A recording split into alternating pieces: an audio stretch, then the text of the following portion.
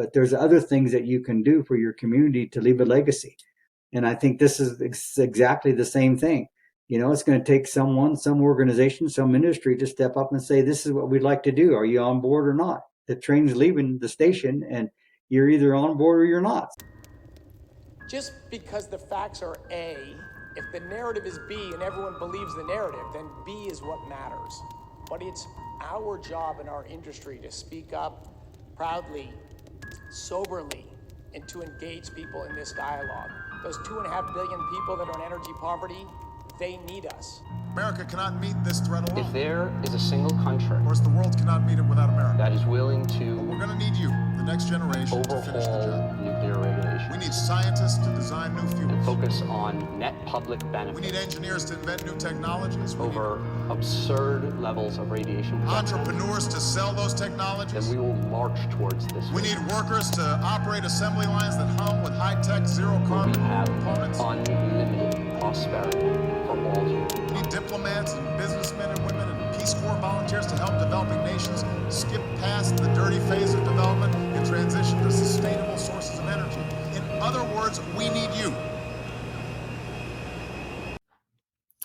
All right, welcome to another episode of the Fire to Fission podcast. My name is Mark Hinaman, and I'm joined today by Ray Beck, the chairman of the Joint Organizations Leading Transition, or JOLT, in Colorado. How are you doing, Ray? I'm doing well. Thanks for having me today, Mark. Yeah. Excited to hear about JOLT and all the work that you've done and the conference that you guys hosted. I'm sure we'll dive into all of that, but before we get to it, let's get a little background on you, Ray. Who are you? All right. Well, my name is Ray Beck. I was born and raised in Routt County, Steamboat Springs, graduated high school in 1968. I went to CNCC in Rangeley on a wrestling scholarship, graduated there in 1970, got married, raised a family. My wife and I, Dixie, have lived in this home where we're at here at 595 Colorado for the last 45 years. We're celebrating 30 years of marriage in August. So we're excited about that. And is it 30? No, 40. 40 years of marriage. I better get that correct. Yeah. And so You forget some of them? What happened? Oh man, I'll tell you what, I thought I had that one down, huh? But anyways, so after I graduated from college, again, got married and raised our family, and my wife worked for the city of Craig in the police department. She retired after 30 years. I went to work for Yampa Valley Electric in 1972, January 3rd, and 37 years and 3 months later, in 2009, March 30th, 2009, I retired after 37 years of service. And had all kinds of different experiences there. And then in between time, 2007, I was elected to the Craig City Council. And prior to that, I served on the Planning and Zoning Commission for 3.5 years, served 2 years on City Council, 1 year as a mayor and 1 year as a county commissioner for Moffat County. And so here we are. Broad career, right? Most of your career before you went into City Council, 2007. Yeah, so that was the Yampa Valley Electric Association, which is a local co-op. Yep. So I had different experiences there. What were some of your roles in that organization? Well, I started out reading meters. And get this, Mark, back in the day, you didn't have to have a resume. You didn't have to get an interview. It was basically who you knew. And so our families went to the same church, and the line superintendent called me up just before Thanksgiving and told me who he was, and he said, would you be interested in going to work for Yampa Electric as a meter reader? And I already, was married and had a kid already, and I'm thinking, yeah, well, what part of yes don't you get? So I said, what do I need to do? He said, well, show up on January 3rd, 8 o'clock, and don't be late. That was it. And so 37 years, it was a great career, provided for me and my family, and provided opportunities throughout. So, yeah. That's great. Starting out as a meter reader, what else did you do when you were there? So then I was a truck driver, equipment operator, if you will, and then I took on apprenticeship. I was a journeyman lineman for about 17 years. And then after that, I stepped away from that and went into the metering department. So I was a meter technician, sub-technician. And at the end of the day, I finished out as a meter technician after those 37 years of service. So had different experiences there, which was great. And my favorite part of being a journeyman lineman was obviously transformer connections, and then and outages, troubleshooting, because there's no two outages that were ever the same. So keeping the lights on was our mission, and that's what we got paid to do, and do it in a safe manner. And when you say outages, you mean like blackouts, or there's been a disconnect in the transmission or distribution system that you actually Yeah. have to go out and physically repair, right? Yep, you got it. What was one of the most interesting repairs that you made? Well, I don't know if you can really say there was an interesting. I always had great satisfaction trying to find what the problem was as soon as we could find it, and Yeah. not delay the process. But oftentimes they were hard to find because electric covered part of, all of Bags and Upper Snake River. We covered clear down to the state bridge and clear down to the Utah border almost. And so we had a big service area, and, winter storms happened. And I always thought, well, electricity is like the stock market. You just never know. But through fossil fuels, we've been able to, and coal, keep the power on, and it's been affordable and reliable and redundant, if you will. Yeah. Now we're both from Northwest Colorado, right? I grew up in Rangeley, but there's not a lot of people there. And I'm sure many of the people listening to this program are not in Colorado. Do you want to give some context for kind of what the energy landscape looks like in Northwest Colorado and what power generation is there now? What kind of power generation is here now? Is that what you're asking? Yeah. Well, Yeah. obviously we have a coal-fired power plant, right? Tri-state generation and transmission, and they're our number one taxpayer. So I don't know if you know this and if it's important, but we feel it is because we are going through an energy transition, and so Moffat County's 10 top taxpayers equate to 60% of our assessed value, or 57% of the budget. And when you take away the two coal mines that we have and the power plant, that's going to be 47% of the budget. And I ask people, really, at the end of the day, could you live without 47 or 50% of your budget? And the answer is probably no. You'd have to do something else along the way, or find a different job that was full time. But yeah, that's the kind of issues that we're faced with. And at some point in time, we all know that fossil fuels are, or at least we know that the governor and our state legislators and the federal government want fossil fuels to go away, and they want to keep it in the ground. So Yeah. that leads to another discussion. Absolutely. So Ray, before we jump into Jolt, why did you get involved with politics? I mean, you went to city council and acted as the mayor. Like, thanks Yeah, for serving. I'm sure you did a great job. But that what drove you is to do that?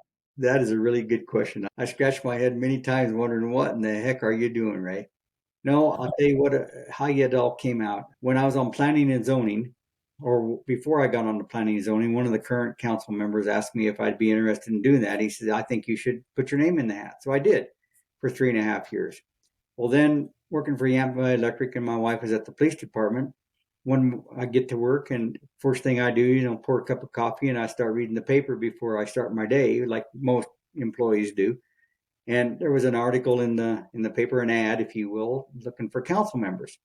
And so I looked at that for a minute, and then I reached over to pick up the phone, and I dialed the number, and then I hung up. I was calling my wife, and I thought, I don't think I'll talk to her on the phone about this. I'll wait till I get home, right? Well, 30 minutes, an hour later, I'm, testing meters in my office there, and she calls me and she said, "Did you read the paper today?" And I said, "Well, yeah." I said, "Why?" She said, "Well, they have a council slot open, and I think you should apply." And I'm going, "Really?" I said, "How about this? How about we just have this discussion after work?" And she said, "Okay." So we talked about it, and your support starts at home, Mark. I mean, it really does. And had I not had her support, I probably wouldn't have done that. So, anyways, one thing led to another. We put our name in. We campaigned, and we got elected. So, and that was in 2007. Yeah. Yeah. And so here we are. So I served for 14 years in public service. And I mean, thank you for your service. So, retired now, though. Retired, I guess I could call it semi-retired, but yes, I'm retired because I'm not getting a paycheck other than my retirement and Social Security. So I do a lot of other things, but just don't get paid for them. But that's okay, because I tell people, we still live here. we still pay taxes, and we still care. Absolutely. Okay, so what are you doing in your free time now? Well, I was waiting on you the other day. I was, this just last week and this week I was pouring concrete, and I kept waiting for you to show up, but you didn't come, so I had to go ahead and do it myself. No, all kidding aside, I'm a Club 20 member. I sit on the executive board for Club 20, which is the voice of the Western Slope. They've been around since 1953. We're celebrating 70 years in the service. And I also am the membership chair for Club 20 and the voting board member for Moffat County. So those things I still did along the way, and I'm still doing them now. But then the JOLT thing came up, and I can give you some background on that if you like. Yeah, absolutely. So back in, let's see, this is 2023. So I think it's around into January, first part of February 2022, Rose Puglisi, who is a former Mesa County commissioner and is currently a representative for House District 14 over in the Colorado Springs area, called me up, and we'd worked together a little bit while we were commissioners. And she was starting to write articles to the publication called Complete Colorado on coal impacted communities and why we weren't getting the funding from the state legislature in order to fund the Office of Just Transition for coal impacted communities. So we started sharing notes, and she took some of my notes and used them, and along with hers, and we were having about a weekly conversation there for about a month. And we started talking, well, maybe we ought to expand the group. And so she said, well, what about this person? What about that person? And I said, and what about this person? So we were able to pull together 4 or 5 people, and Matt Schuler from the Jackson Star over in Walden was one of them. We got Commissioner Wendell Kuntz down in Delta, Commissioner Sue Hansen from Montrose, and we got Dr. Lisa Jones from the CNCC college president. So there's 6 of us that serve on this committee. And then throughout the rest of that year, we started having Zoom meetings, and we'd call people in or invite people in to speak, including former Senator Bob Rankin on his nuclear initiative. We had people from Wyoming talking about other uses for coal, geothermal, and just a number of topics.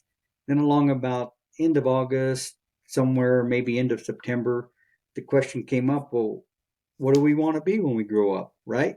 What kind of impact do we want to leave? What's our mission here? So it came up that, yeah, we want to do an energy summit. And okay, fine, where do you want to have it? Well, we want to have it in Moffat County. It's kind of a unique concept because here we are spread out throughout Colorado, but yet they all agreed that we should have it here because we're going to be one of the ones that are heavily impacted. So about going just And back. Ray, real quick, why heavily impacted? Like there's 3 generating facilities in Moffat County right now that are planned to close, right? Right. So Tri-State Generation Transmission has 3 units, right? So the first one is scheduled to retire on December 31st, 2025, and then we have one in 2028 and one in 2029. And so with them being the number one taxpayer and the coal mines to follow, that is going to leave a huge hole in our revenue, especially for the county and all the other people. It has a domino effect. But I wanted to say that about halfway through this ad hoc committee, we didn't have a name. So we came up with the word JOLT. And you think, well, I even have to ask my own self the question, how do we ever arrive at that word JOLT, the acronym?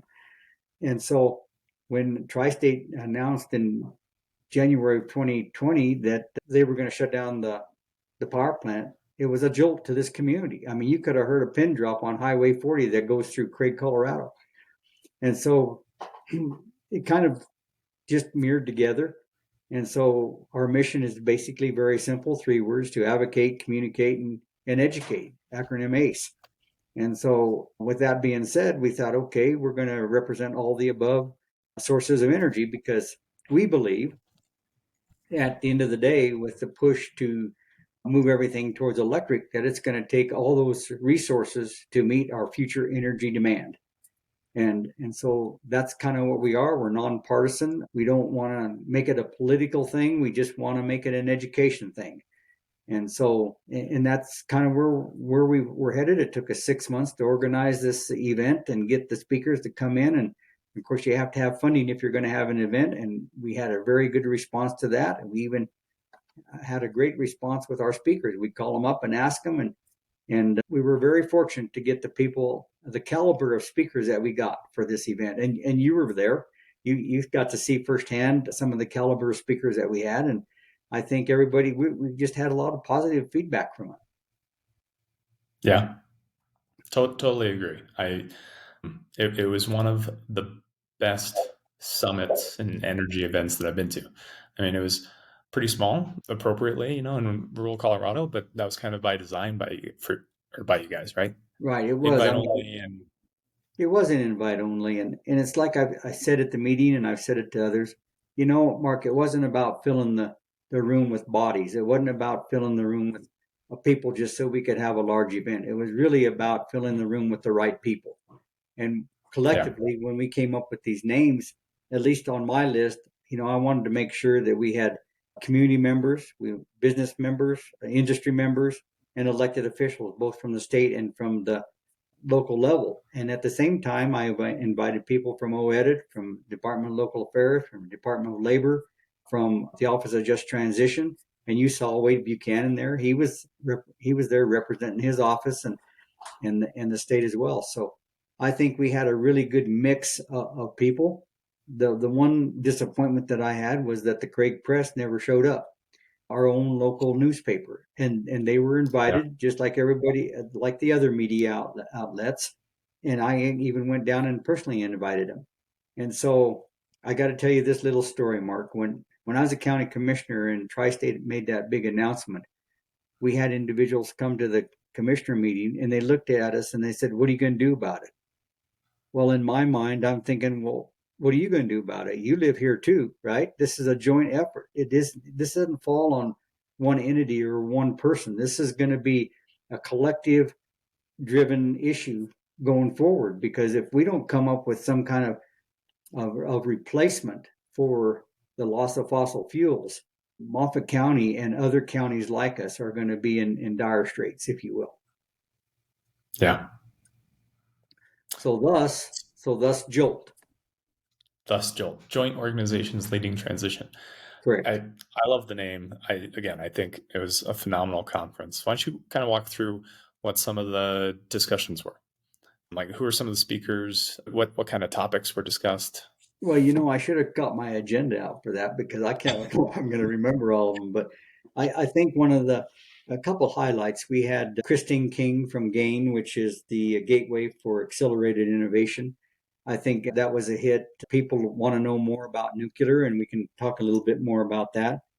We had Don Day, the meteorologist from Cheyenne, Wyoming. You hear him on the radio daily, giving the weather reports, and he was very knowledgeable. Our own Matt Shooter gave a really good speech that morning, talking about where's your energy come from. We had the Attorney General on there as well, gave a 10-minute opening remarks, which, and by the way, we've got support from the Attorney General's office. We also had David Bernhardt, former Secretary of Interior, came all the way out from Arlington, Virginia. And he was our keynote speaker, and I thought he had some very good things to say. And then all those speakers and those in between. And then, of course, we had the tour of the power plant. We had a limit on that, 30 people. And we had actually, I think, 30 or 32 that signed up. So that filled up pretty quickly. And people that had never been around or inside a power plant were impressed. We had a lot of feedback on that. And then we also had on Saturday, we had the Energy Cafe, which is basically a roundtable discussion with different entities talking about different approaches to energy and different sources of energy. And it was just good roundtable discussions where you could ask those candid questions and be honest about your feelings and what you think about energy and what that looks like for the future. And Matt Shooter, one of our members, actually, he was the one that was leading that, and it turned out really well. We actually had about 30 to 35 people in that session, as well as 30 people that attended the tour. So it was pretty well balanced. And one of the things I noticed throughout the event, Mark, and you might have noticed it too, I was really impressed with the level of engagement. Not the engagement between the Q&A and and the speaker so much, but the engagement that I saw in the room where people were just in awe of the topics and the subjects and what came out of that whole event. I mean, they were just kind of glued there because they wanted to learn more. And that really is the intent of the JOLT committee, is to educate the community, have these types of discussions, have the right people in the room that will look at it and say, you know what, I think there's a potential for this source of energy or that source of energy going forward. And that's all about having the right people in the room, because it really, at the end of the day, it's not what you know, it's who you know. Yeah. I mean, I want to call out some of the people and stories, and I completely agree. When you say people were engaged, in my mind, they were very, very invested, because this is a real process, right? I mean, the states decided that these coal plants are going to close. So, and you had the plant managers from both of the, the Hayden facility and the Craig facility. You had the president of the mine, of Trapper Mine, at this meeting, and they're all worried about the jobs. And just like you said, you talk about tax base, but they're worried about the jobs and livelihood of all of the people that are working at those facilities, right? What are they going to do next?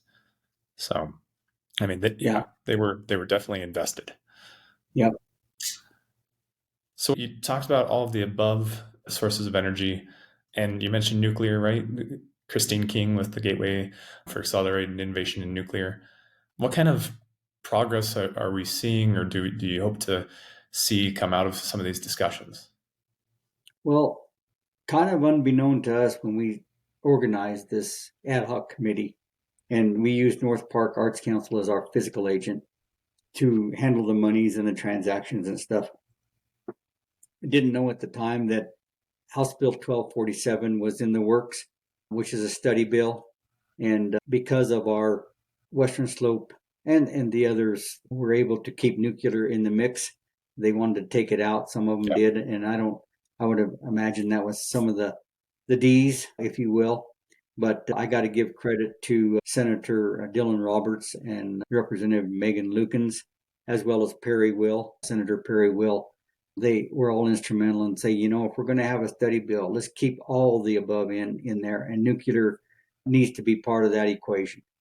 And so I think as a result of that, like I said at the beginning, we didn't know that was coming along, but it did, and it passed. And I actually was one of the ones that was asked to testify on that particular bill and support it. And so, again, it's a study bill. And I hope at the end of the day that our state legislature collectively and our governor will take a really hard look at that and see the value in nuclear. Our group, the JOLT committee, like I said, we're not going to pick winners and losers. We're not going to pick one over the other. Nuclear is getting a lot of attention, but so is geothermal and hydrogen.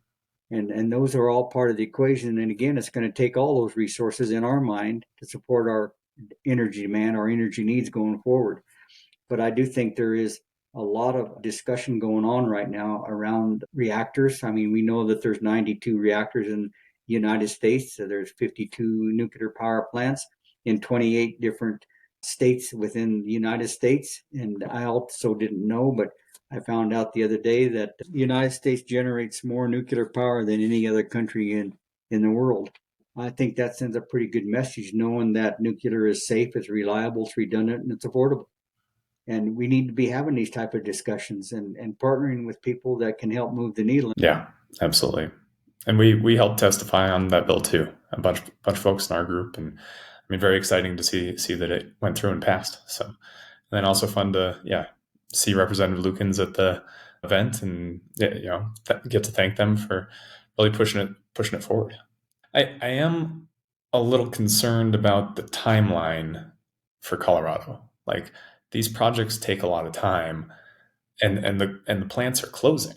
Like by 2029, or end of 2030, they'll all be closed, which means the tax base, the jobs. I mean, these people can't just stick around and not get paid while we're project planning. How have you thought about this problem and this kind of, I don't know, in my mind, it's like a mismatch in when we're closing these plants versus when we might be ready to have something else replace them? Mm-hmm. I think that's a very valuable question in regards to the timeline and time frame, because I think a lot of us are thinking along those same lines. And I think that's another reason why this summit came off with such great impact, is because we're doing something. I found out through my retirement that you don't have to have a title to get something done. You can be just an average citizen taxpayer, but you still care and you still want to move the needle going forward. And I think, if we weren't doing it, nobody else in the state of Colorado is doing it that I'm aware of. We have a lot of summits and a lot of conferences, but this is strictly focused on energy. It's about education and communication and advocating for those all the above approach, advocating for your community, advocating for coal impacted communities. And again, it is going to take a lot of time. And I think one of the biggest hurdles that people are going to have to overcome in the event that there is a replacement for the facility out at Tri-State. And I'm not a spokesman on behalf of Tri-State in any way, shape, or form, just to be clear about that. But my point being is if that happens, then we have the permitting process. And that doesn't happen overnight. And then we got to go through the NEPA process, and we got to go do all that red tape that the federal government requires. And we are running out of time. We're burning daylight, if you will. And so that is a huge question. I'm just hoping that our committee is just hoping that that as a result of this energy summit, that it'll trigger a response from someone and say, you know what, the government can't do it all.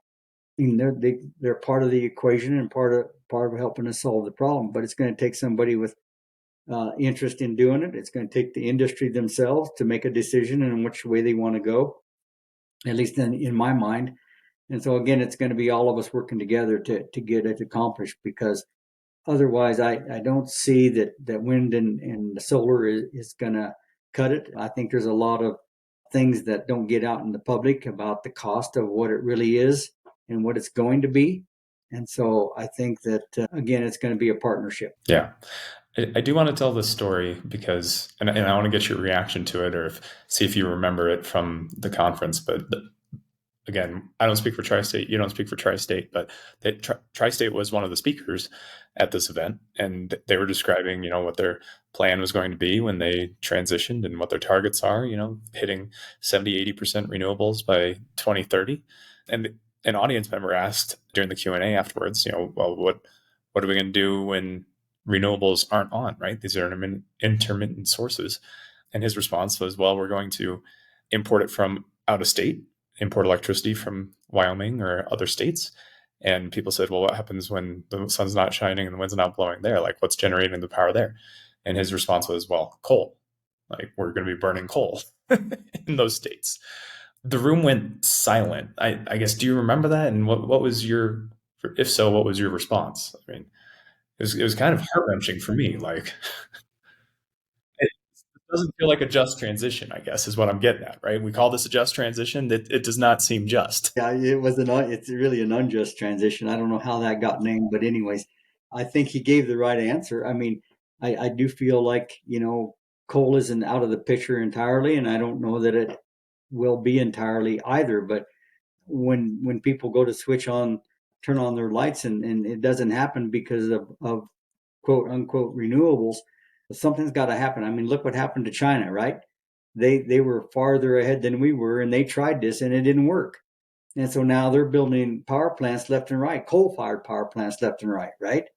And so maybe that's why we see some of this quote unquote climate change emissions coming, because the wind blows that stuff over here, but yet we're only at 13% of the problem when it comes to that issue. So now, if the whole world was doing their part, then it might look differently, and maybe we wouldn't be facing so many rules and mandates coming from the government. Yeah. It just seems hypocritical or extremely unfair and unjust to be shutting down industries and economies when literally across borders, people are using the same technology, right? Mark, I'm a son of a coal miner. One of my jobs was, when I was a young man, I was getting 5-gallon buckets full of stoker coal so we could fill the Stokomatic to keep the house warm. And I can remember carrying those in, and my granddad worked on the Moffat Tunnel, lost his leg in an explosion. or a slide, a rock slide. And of course, they didn't have the technology back then to take care of him. So he had to have one of his legs amputated. And that was between 1921 and 1927 when they built that Moffat Tunnel. And, they still use that tunnel today for various things. And I imagine even using it for coal, hauling coal back and forth. But anyways, that kind of got me sidetracked a little bit. But I think it's important to say that coal is here for a reason, and there's a lot of other things that cause emission. In fact, there's probably not one source of energy over another that doesn't cause some kind of pollution or emissions. I mean, they all have their own level. Some are just a little bit more than others. So coal ultimately could still be part of the mix. Yeah. So, Ray, how did you guys decide who you wanted to invite to the event? Well, we would talk about it. I mean, as an example, some of these folks that I suggested, like David Bernhardt and Melissa Simpson from Washington, D.C., Christine King, I've met or knew prior. I actually worked with David Bernhardt as a county commissioner, and I just thought, guys, what do you think about this? And so we would make these suggestions in a meeting, and whoever made the suggestion would reach out to those individuals.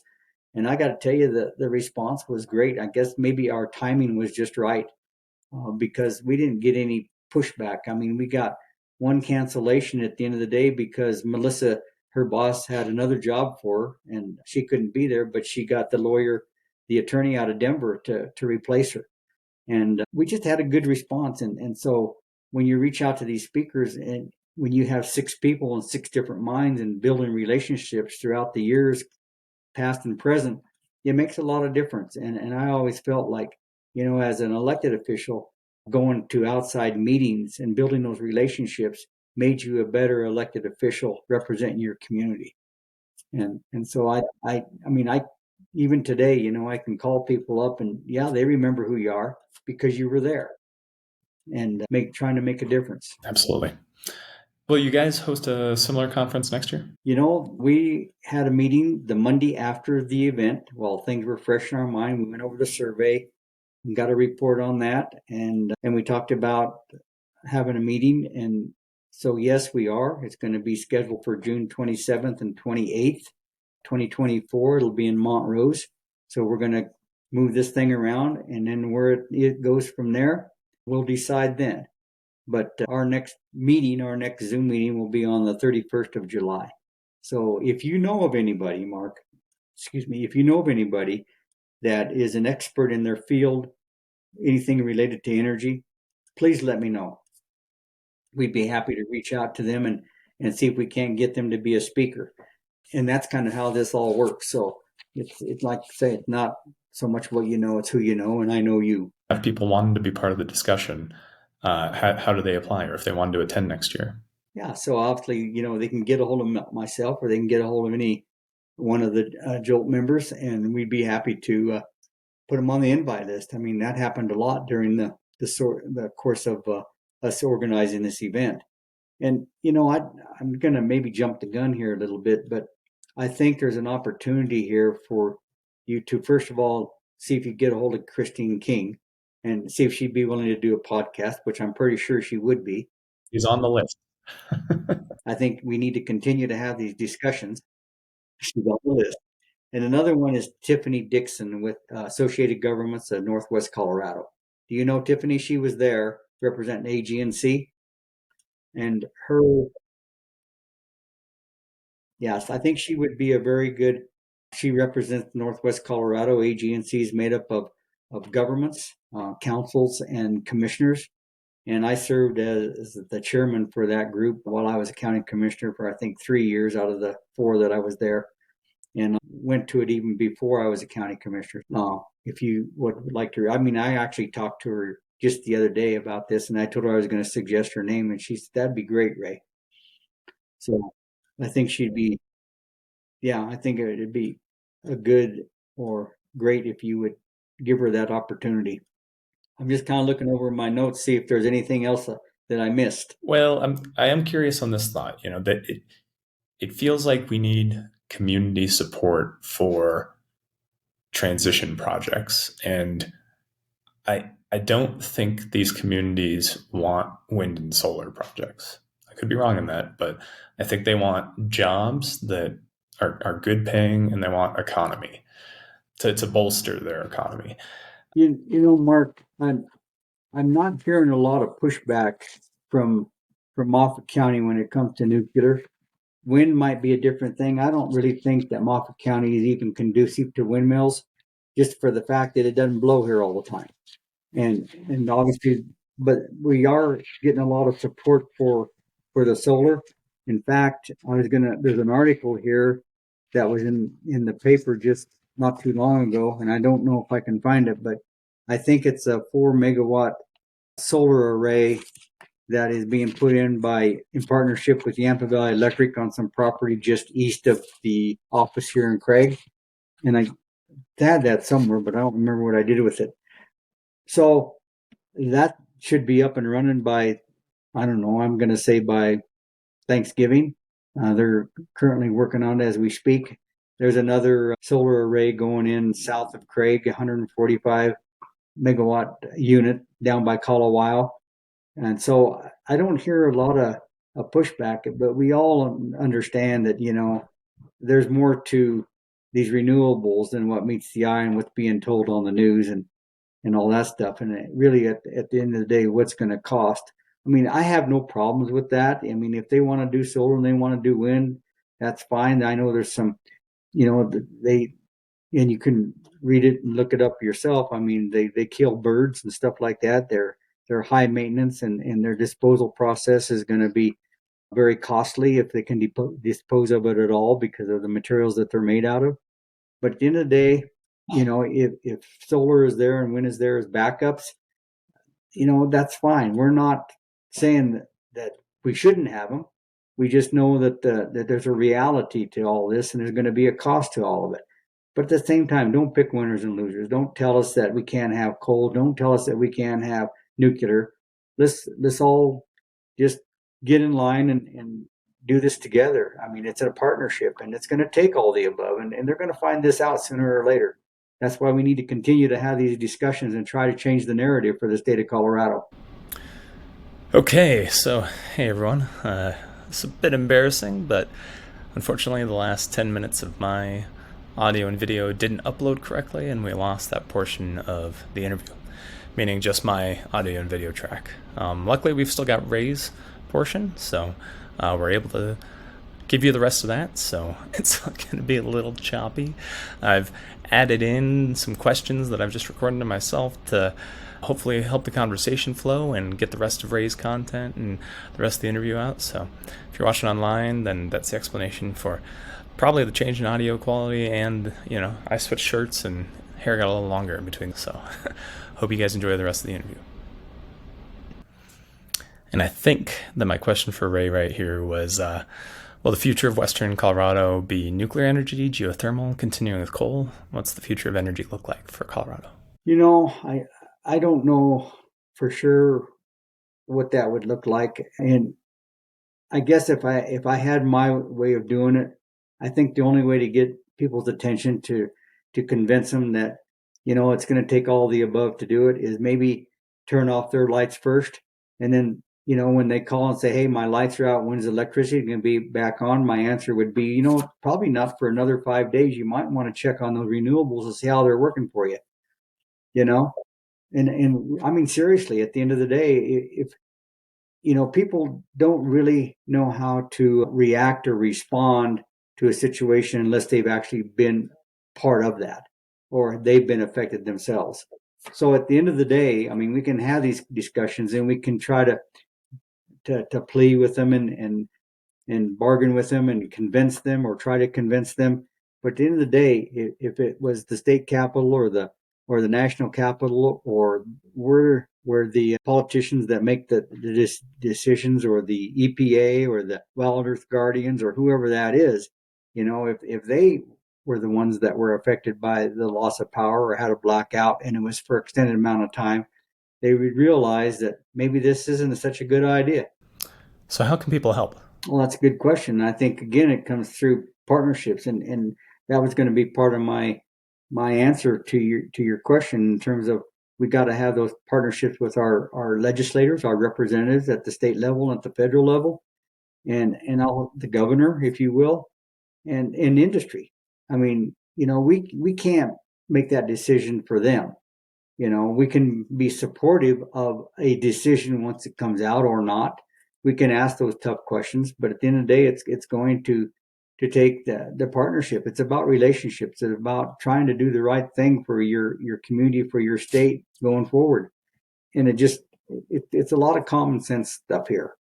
It's not rocket science. I think we can figure this out, but we have to get on the same page. Okay, so what's the most impactful step we can take to building more nuclear as fast as possible? How are we going to do that and build it faster?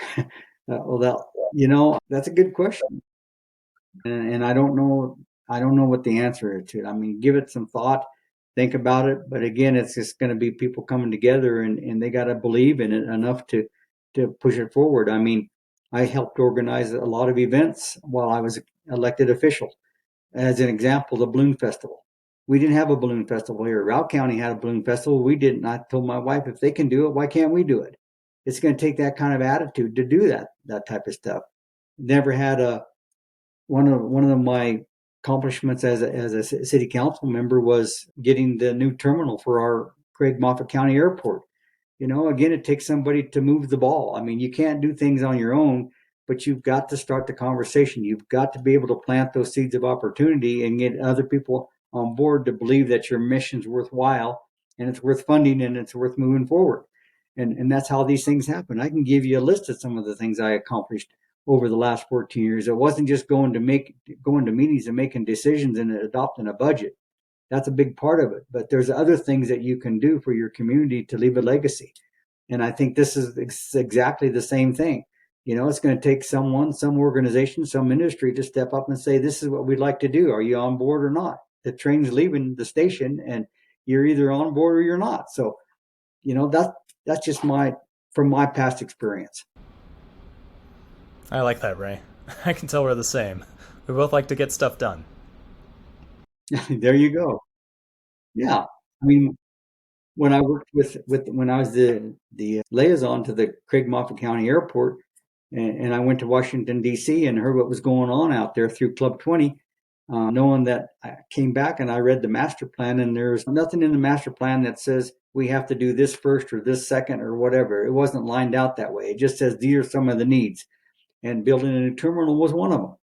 And I thought this is something that the city and the county can do collectively, working together, because that's what the people that put us in office like to see. They like to see us working together, not fighting over the same pot of money, if you will. And that's usually what it comes down to. The arguments is usually about money. But anyway, we came together because we funded collectively. And I had to work with 7 different organizations to help get that done, including my own city council and the city manager, CDOT, the contractor, and the list goes on and on. So again, whatever it takes for us to do this, it's got to be done with somebody taking the lead.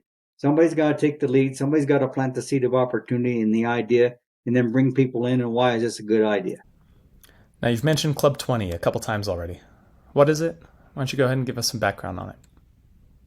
Club 20 is the voice of the Western Slope, has been since 1953, and collectively that all started because of transportation.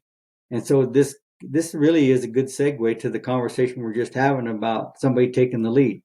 Because of the lack of funding for transportation in Western Colorado and every county fighting for the same pot of money, a bunch of businessmen got together and decided, let's do this together. Let's all fight for the same results. And so they did. Well, we were only getting 17% of the money going to the Western Slope. As a result of that, we wound up getting 37% of the money to help fund our highways. We were fighting for money then. We're still fighting for money yet today, but we've seen more done over the years as a result of Club 20. And then as a result of that, we don't not only have a transportation policy committee, and I'm the co-chair of that, by the way. My co-chair is Mike McVeigh is down in Durango, and we co-chair that policy committee together. We're having policy meetings actually as we speak in July. We'll have a set of policy meetings. We got 10 of them now. We'll have some of them down in Pagosa Springs, and the other ones are going to be over in Walden, Colorado. So we got public lands, natural resources, water, education, healthcare. We got tourism, and of course transportation. So, it's all those things that we care about and all those things that are important to our economy. So that's kind of Club 20 in a nutshell. We have 2 annual meetings a year, one in the spring, one in the fall. And then the policy committees are kind of where the rubber meets the road. People come to the policy committees, they come up with a resolution. They all agree that this is the right thing to do. So they move it forward to the board of directors. And that's representing let's see, what have we got? 20 counties. So that's 3 representatives that you have from each county. You got one vote. So I'm the voting member. I got 2 others that serve as alternates that go along with me sometimes, and sometimes they're not. But at the end of the day, you got the board of directors, which is collectively representing those 20 counties. Those resolutions are brought to us, and then we either adopt them, amend them, or send them back to committee for review. And so that's how that works. That gives our director and members the ability to speak on behalf of a particular topic, whether it be education or water or transportation, public lands, whatever that looks like. And so that's what we do. And we also visit our state legislature every year in January, February. We go out there and collectively partner with Action 22 and Progressive 15, 2 other conservative groups. And then up until this last year, because of COVID, we've been going to Washington, D.C. every odd year to visit with our delegates out there and heads of agencies, if you will. And so, yeah, we've been around a while. We're still trying to be that voice of the Western Slope. We just hired a new director in Brittany Dixon, and she was a current employee. And so she's now the leader of the organization, doing a great job. And so I think, again, we're just trying to continue to be who we say we are, and that's being the voice of the Western Slope, nonpartisan. Okay, Ray. So leave us with your most positive vision of the future. What's the world going to look like in 10 to 20 years, and how are we going to help get it there? I don't think we're in a position to be picking winners and losers. Let's put it that way. I think we're now at a tipping point here in the United States, in the state of Colorado, in our communities, where we need to step up and take action. There's 2 types of people in this world, Mark, and we can have this discussion around a lot of different ideas, but there's 2 types of people: those that talk about it and those that get it done. I'm tired of talking about it. Let's get something done. That's one of the reasons why we got the people on the JOLT committee that we have, is because they wanted to get something done. They wanted to see something happen. It's great to have a speaker come in and be part of our Zoom discussion, but then who knows about it? Us. That's all the ones that know about it. But now we were able to expand that to 130 other people that had registered for that event. So until we all decide that, we got to move in one direction, the world's going to look a little different in 10 to 20 years. And I may not be here, but you might. Hey, I sure hope I'm here in 10 to 20 years. I've got a lot of life ahead of me. And so, we're got to leave. We got to leave this younger generation with some hope and know that, as an example, when you turn on the light switch on the wall, that your lights are going to come on, because our opportunities for electronics and anything electric is not going to get less. It's going to get more. And technology is going to continue to move forward. It doesn't have a stopping place. It's going to continue to move. So hopefully we can be prepared for that. And hopefully that future will look a little different, but we got to get everybody on the same page. And that means from the top down. Okay, well, Ray, Beck, thanks so much. This has been wonderful. I think that's the perfect spot to leave it. So, Ray Beck, chairman of the Joint Organizations Leading Transition. It's been great to have you on. You betcha. And one other person I need you to take a look at and interview is Will Tour, Department of Energy for the Colorado. Oh, man. We'd love to interview Director Tour. Well, I think he'd be a good resource for you. And if you need help setting that up, you let me know. Hey, we'll hold you to that, Ray. Thanks again.